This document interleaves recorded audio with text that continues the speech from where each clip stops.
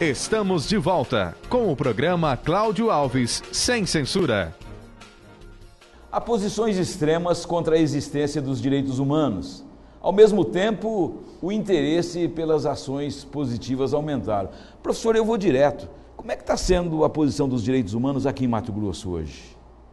Então... Está funcionando? Eu diria que nós já tivemos, mas aí não é só Mato Grosso, né? No Brasil todo, a gente já teve uma atuação mais forte, mais incisiva.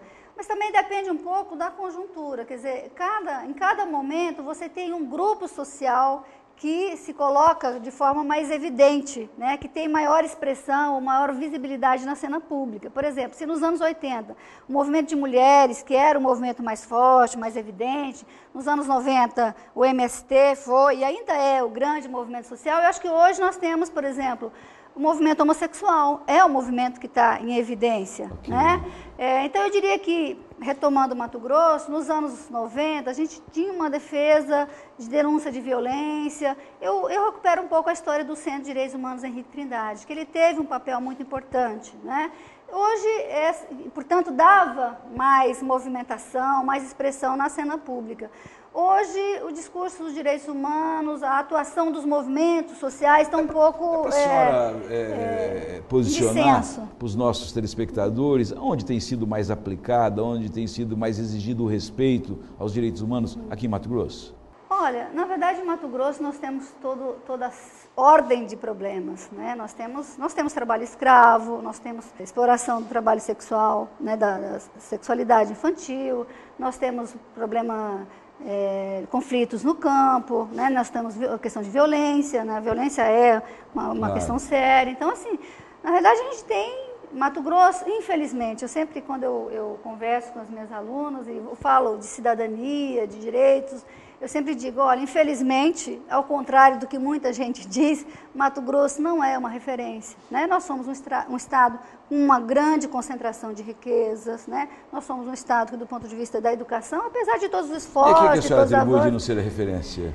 Eu acho que tem a ver um pouco com as características do estado, é um estado ainda agrário, né, que sofreu um processo de urbanização muito recentemente, com uma grande concentração de riquezas, com pouco... Então, tudo isso influencia na movimentação da sociedade. O que a gente observa, inclusive, como advogado que sou, como apresentador e como cidadão brasileiro, é que normalmente os direitos humanos, ele entra levado a reboque, ou por um órgão de imprensa, ou por algum setor da sociedade com determinados interesses. A senhora, nas explicações do dia a dia com essa cultura, tem dedicado parte do seu tempo para mostrar aos seus alunos, às pessoas que recebem a sua formação, para que não deixe ser influenciado por essas ações, tendo em vista que o trabalho deles é de uma responsabilidade muito grande? Eu penso um pouco diferente de você. E eu sempre discuto. É claro, a participação é fundamental. Quer dizer, sem participação, a gente não muda essa sociedade, né? A gente só teve uma Constituição de 1988 porque um país se mobilizou, uma sociedade se mobilizou, e por isso ela foi possível, né? Então, na verdade, o direito muda, as instituições mudam, porque a sociedade muda. Eu gostaria de aproveitar essa discussão da senhora muito interessante e colocar a senhora numa outra posição. Por muito tempo, os movimentos defenderam a questão do sem terra, Zé Rainha. E, consequentemente, ali foram punidos muitas pessoas trabalhadoras, muitos agricultores lá no Vale do Paranapanema, naquela região do estado de São Paulo, por uma questão justamente dos direitos humanos. E hoje a gente observa o Zé Rainha atrás das grades justamente por causa dos excessos. Não há, neste momento, uma desmoralização dos próprios movimentos? Eu diria que há uma tentativa de desmoralização, né? E isso é um processo ideológico, isso é um processo político, né? E também é claro que em alguns momentos, né, a direção pode perder um pouco o controle, que foi um pouco o que aconteceu com o MST. Ele foi se inchando, né? E com uma diversidade os interesses de pessoas, passaram a serem outros, né? Há um certo controle, né? Em algum momento pode ocorrer a perda do controle, né? Mas, no geral, há uma tentativa. Para o cidadão de Mato Grosso exclusivamente, quando é que se pode recorrer para que sejam respeitados os direitos humanos? Quando você tem a privação de direitos, né? Ou você é um excluído, né? Você é socialmente excluído. Quando você tem a violência física, né? Os maus tratos corporais, quando você tem qualquer situação de ofensa, de degradação ou de humilhação. Todas essas são situações em que as pessoas elas têm o direito e elas devem recorrer. Por quê? Porque são situações em que afetam a sua dignidade, a sua humanidade. Por exemplo, quando um indivíduo é privado do direito, né, um pobre, um indivíduo, quando ele se relaciona com outro indivíduo socialmente, que está, digamos assim, ocupa uma posição social, né, com um certo, enfim, tem acesso à riqueza socialmente, ele se coloca numa condição de inferioridade. E ao se colocar, ele tem a sua dignidade afetada. Professora, por que essa ligação, cientificamente, que a sociedade liga normalmente os direitos humanos com um preso?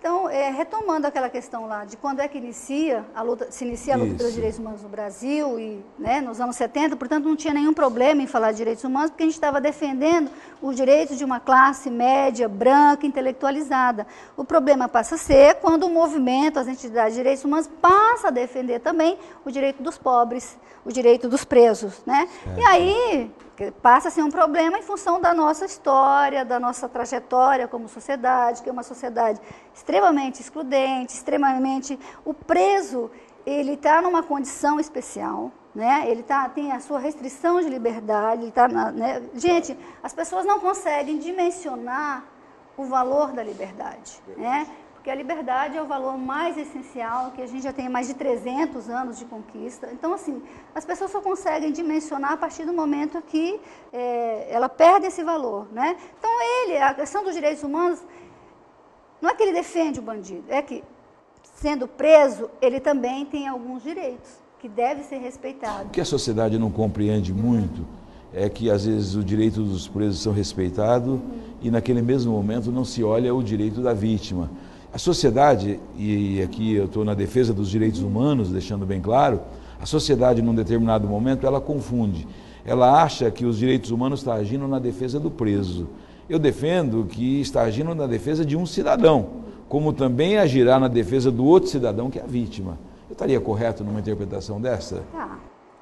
Na realidade, há um equívoco, né? E essa é uma visão muito difundida por alguns meios de comunicação, né? Quer dizer, diante de uma situação de violação, cadê os direitos humanos? Cadê as entidades de direitos humanos? Na verdade, está se referindo, cadê as organizações não governamentais de direitos humanos?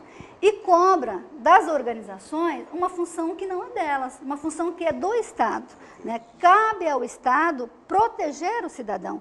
A Organização de Direitos Humanos, como movimento social, ela não tem nem competência, nem as condições necessárias para implementar a política, porque quem cabe, né, quer dizer, é o Estado que cabe a implementação de política, é o Estado que dispõe de recursos, não é o Estado que detém o aparato jurídico, institucional para implementar as políticas. As entidades, elas fazem aquilo que ela tem que fazer mesmo. O que faz o movimento social?